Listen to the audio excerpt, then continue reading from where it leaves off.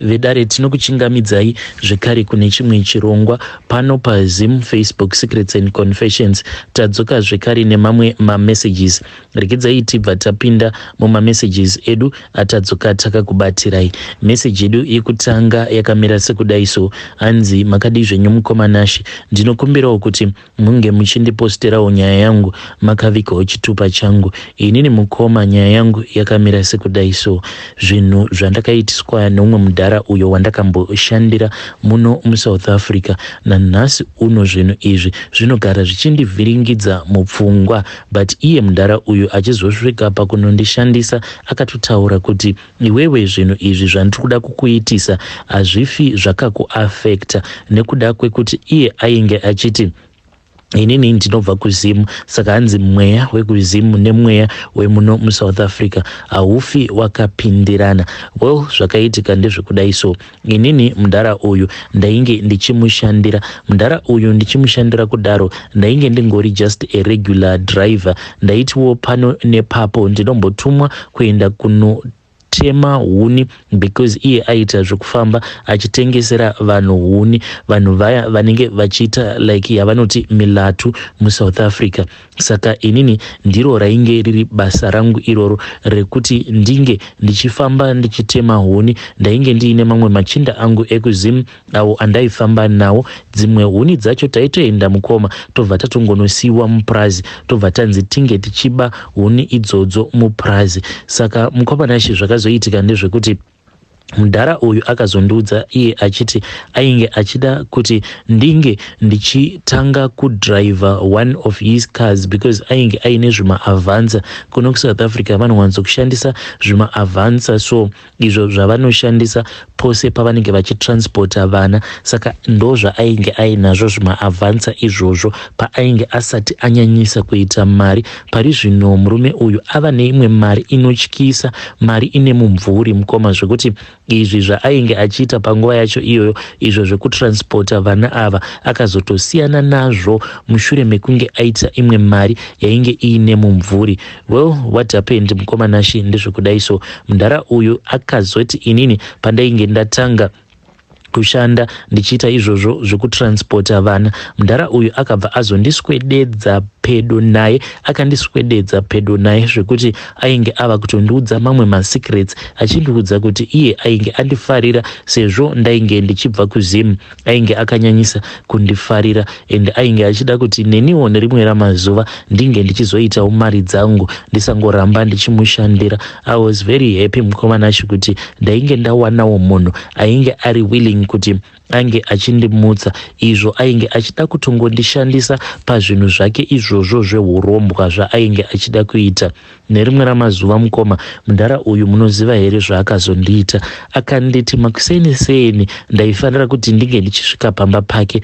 Usually ndaiwanzo kusvika pamba pake na 5:30, then from 5:45 ndinenge ndava kutotanga kutokolekta vana. At that time kumasebhabhu ikoko kwaainge achigara ndo kwaaiwanzo kukolekta vana most of the time, saka by 5:30 ndinenge ndasvika pamba pake. Iye akabva azondiudza kuti on that day ainge achida kuti ndinge ndichikasikisa kusvika pamba pake, because pane zvimwe zvaainge achida kuti ndinge ndichimubatsira nazvo. Well, mukomanashi ndakabva ndasvika paya pamba pake very early in the morning. Ndakazoti ndasvika pamba pake mukoma, ndokubva ndakagara iye angori mumba make, ndokubva azobuda mumba. Ndakashamisika kuti boss vakabuda mumba vakangopfeka zvavo mini brief mukoma. Murume uyu akangobuda akapfeka mini brief, apa ainge akabata chimwe chainge chakaita kunge chidheka, so but chainge chisiri zvimadheka zviya zvakafanana nezvimadheka zvedu zvekumusha, chainge chakatosiyana, chainge chiri chidheka ichi chainge chiri cheplastic. Akazoti abuda nacho ndokubva andipa chidheka chiya akati Sara wakabata chidheka changu ichi, pane zvimwe zvinhu zvandikuda kuenda kunotora mumba. Saka ndakazosara ndakabata chiya chainge chakaita kunge chidish asi chakazondishamisa ndechekuti chidhishi ichi pandakachipiwa chainge chisina kana chinhu, but mukomana achi ndakabva ndazonzwa kuti chainge chava kurema. Zvino mukomana achi pandakanzwa kuti ko chinhu ichi chandapiwa chiri empty, why is it chava kurema kudai so, then ndo paakabva azobuda, akabuda very quickly achifambisa ndokubva atora chinhu chiya. Akazoti atora chidhishi chiya ndokubva ndazoona kuti chainge chakatsvuka mukati, ndikabva ndaziva kuti iri rainge riri ropa. Takazotanga kufamba mukomana achi mudhara uyu ainge achitora zvinhu zviya zvainge zviri mudhishi zvainge zvakaita kunge liquid achizora-zora pamatai. Akazora motikari dzose achizora liquid iyoyo yainge yakaita kunge ropa. Takazoti tapedza izvozvo ndokubva azondinwisa imwe mvura. Akandinwisa mvura iya akabva anditi ndaisafanira kuti ndinge ndichizoudza kana ani zvake nyaya iyi, asi mukomana achi zvinhu izvi nanhasi zvinogara zvichinditambudza mupfungwa, ndokusaka ndazouya nayo nyaya iyi kuitira kuti kana ndikazofa at least ndinge ndichizonozvichenura pamberi paMwari. Ndobva ndaudza Mwari kuti panguva yacho ndainge ndiri munyika yevatorwa, ndainge ndisina kana choice, nekuti dai ndainge ndakazama kuramba ndikadai ndakadzingwa basa apa mudhara uyu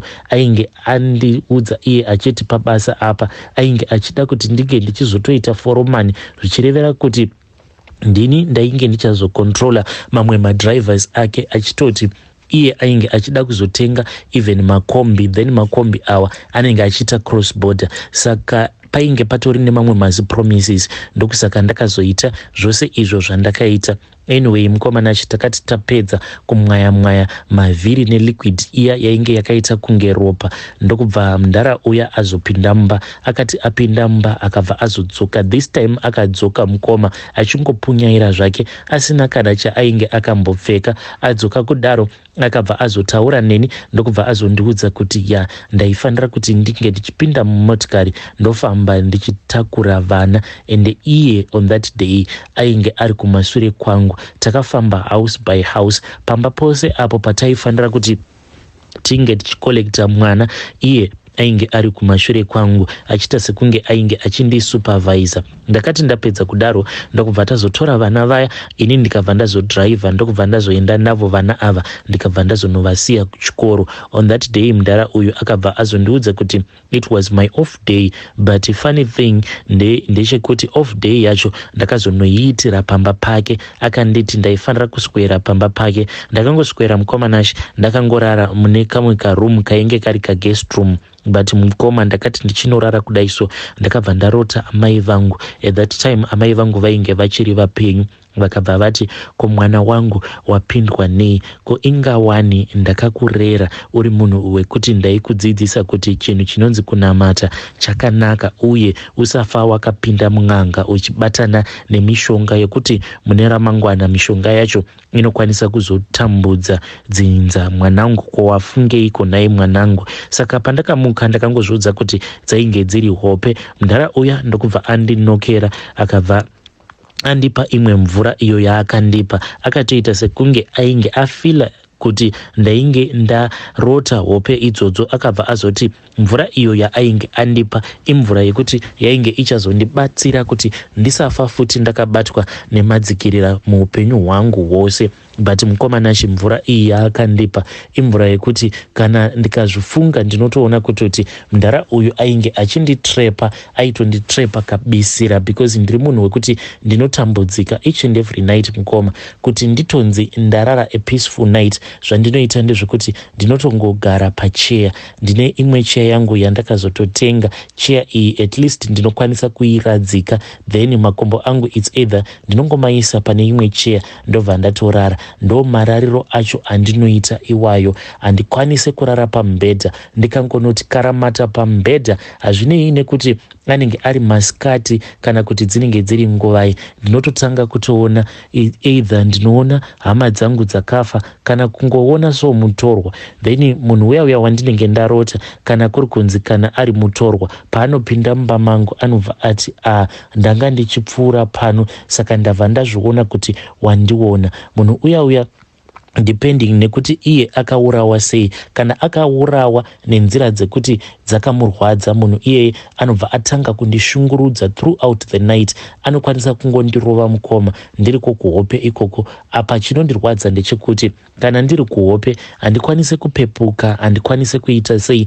ndinotongoshungurudzwa nemweya iyi yevanhu vakafa throughout the night pasina kana stop at all, kana vari sevaroi mukoma. Pane umwe musi so pandakambozama ndikati nhasi ndoda kuona kuti what is going to happen. Saka at that time ndaitongogara mune kamwe ka one room aka kainge kari kadiki, then on the other side kainge kaine fitted wardrobe, then ine wardrobe yangu yandainge ndagara ndiinayo. Saka wardrobe yangu iyi ine glass pakati, glass racho rakaita hombe. Saka mamisiro andainge ndakaita mubhedha wangu ndaiti kana ndakarara zvezvia ndaikwanisa kutozviona muglass. Mukoma nashe ndakati ndichingonorara pamubhedha paya, I think kuti ndakangobatwa nehope about 5 minutes ndokubva ndatomuka, ndainge ndava kushaya hope.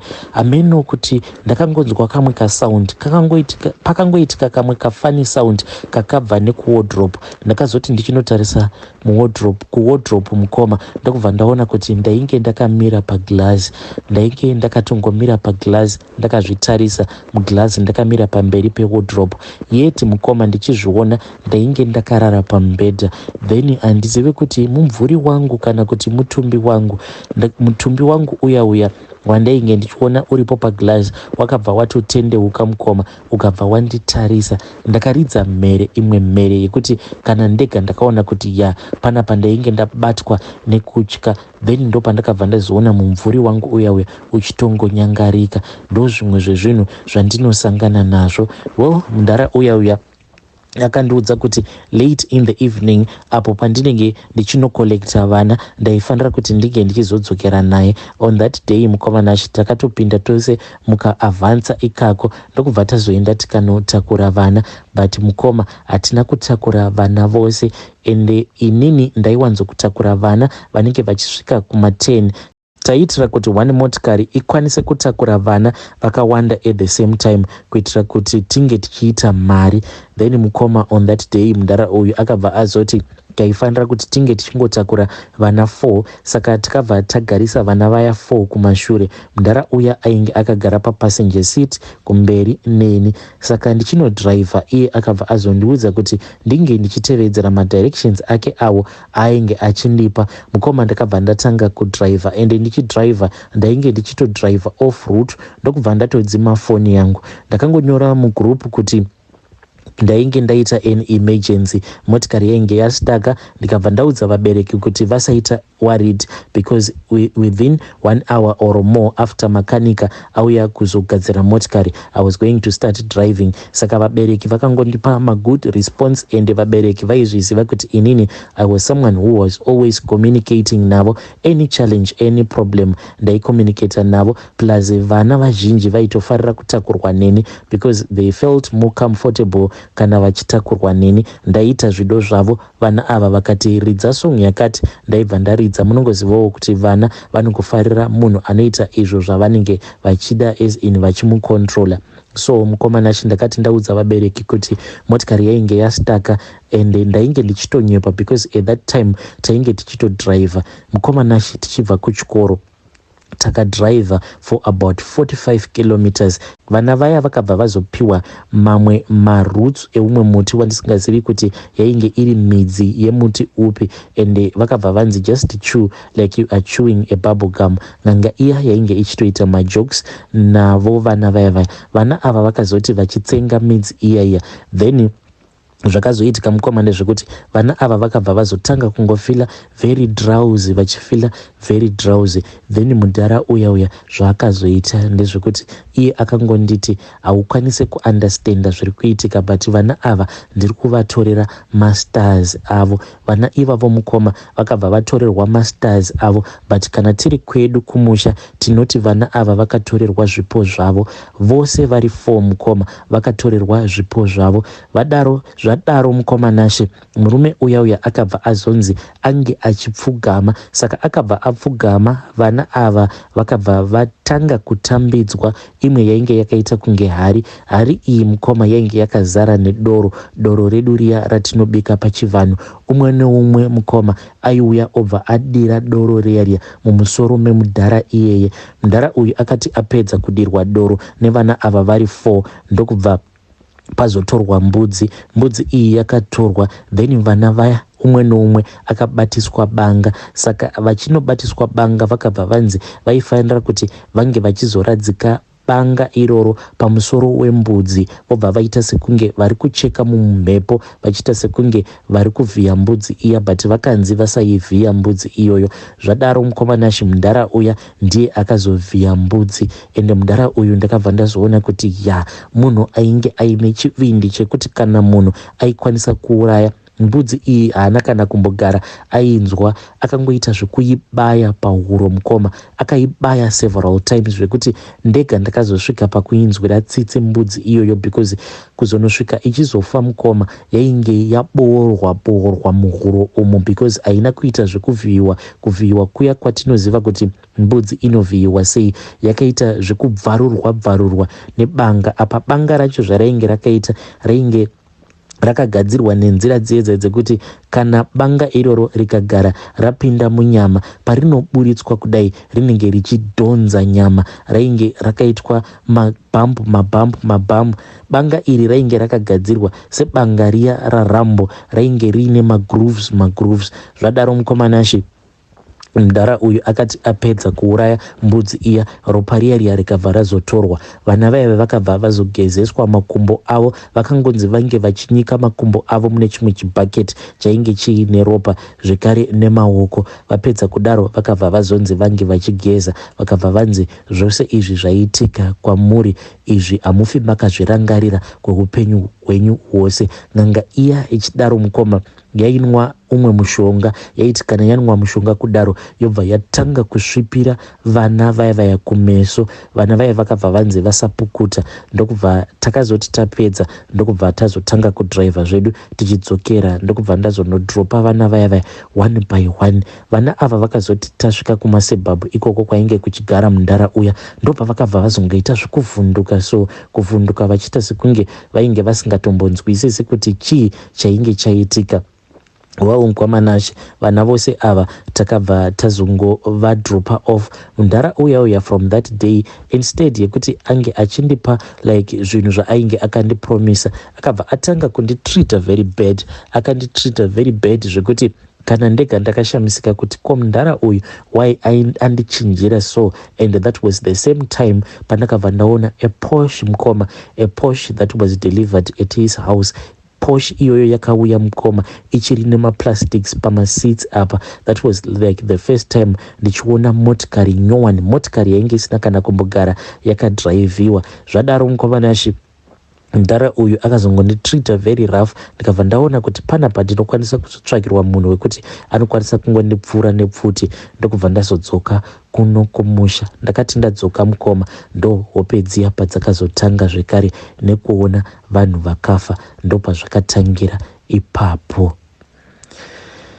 Hey vedare, ndo message iyo yandakatumidzirwa ichibva kuna mukoma vedu.